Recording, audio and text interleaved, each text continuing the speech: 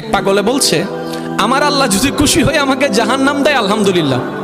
এবার শিক্ষিত সমাজ যারা আমাদের মতো কিছু আছে না, বেশি পণ্ডিত, এবার যাই বলতেছে সবাই চাই জান্নাতে যাইতে, এই পাগলে চাই জাহান্নামে যাইতে। কত বড় গাদা। পাগলে মুস্কি হেসে বলে যায়, হ্যাঁ ঠিকই বলছেন, আপনাদের মতো সুস্থ আমি হতে চাই না, এই পাগলেই থাকতে চাই। এবার তাদের একটু টনক লটলো, কয় কেন? সবাই চাই জান্নাত, তুমি চাচ্ছ জাহান্নাম। বলে যে ভাইয়ারা, আপনারা মনে হয় আমার কথাটা খেয়াল করেন নাই। আমি বলেছি আমার রব যদি খুশি হয়ে, আমার রব যদি খুশি হয়ে আমাকে জাহান্নাম দেয়, আমি সেটাও নিতে রাজি। বলে যে এখনো বুঝলাম না।